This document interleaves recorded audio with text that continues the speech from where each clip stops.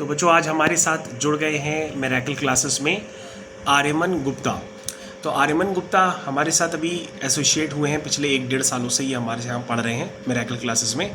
तो आर्यमन गुप्ता की जो स्कूलिंग है वो class 10th Saint Xavier's school से चल रही है। अशोक नगर में कानपुर में ये स्कूल है, CBSE बोर्ड का हो चुका है। अब आर्यमन गुप्ता हमारे यहाँ पर पढ़ते हैं फिज़िक्स, केमिस्ट्री और मैथ्स। पिछले लगभग 1 साल से हमारे यहाँ ही पढ़ रहे हैं।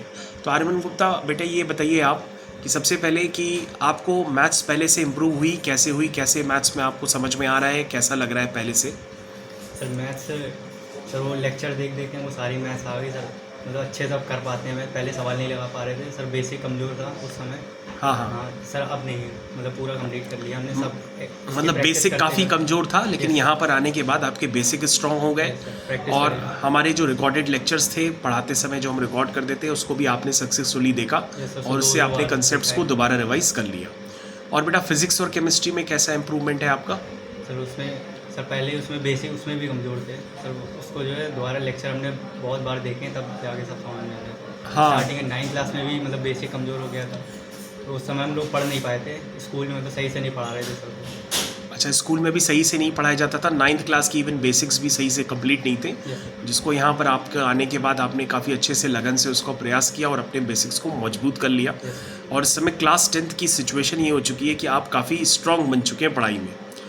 तो बेटा इसके लिए अब आपको आगे क्या करना होगा कि जो भी क्लास 10th ने CBSE बोर्ड ने अपने स्पेसिमेन पेपर्स पब्लिश कर दिए, तो स्पेसिमेन पेपर को अब अच्छे से लगाना होगा CBSE के, और कम से कम 2 साल के प्रीवियस ईयर पेपर्स को यहाँ पर लगाना पड़ेगा, ठीक है ना।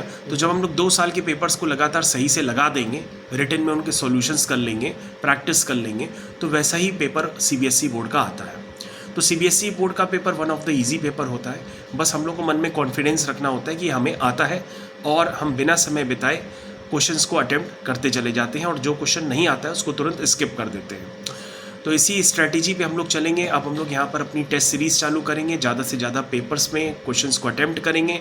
सबसे पहले स्पेसिमेन पेपर हम लोग CBSE का लगाएंगे, और उसके बाद अदर हम लोग पेपर्स लगाएंगे। यानी कि फिज़िक्स, केमिस्ट्री, मैथ्स में हम लोग अब रेडी हो चुके हैं एग्ज़ाम्स की रणनीति को अपनाने के लिए। तो आर्यमन, आप दूसरे बच्चों के लिए कुछ रिकमेंडेशंस देना चाहेंगे कि दूसरे बच्चों को पढ़ाई कैसे करनी चाहिए?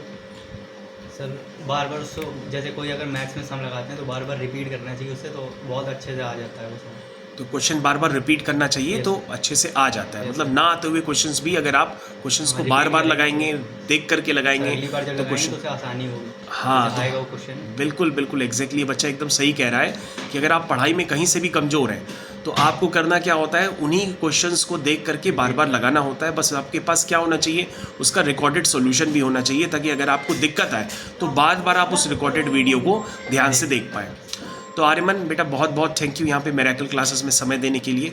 तो मैं पंकज सर आपका बहुत बहुत थैंक यू करता हूँ। तो बेटा थैंक यू आपका समय देने के लिए, थैंक यू।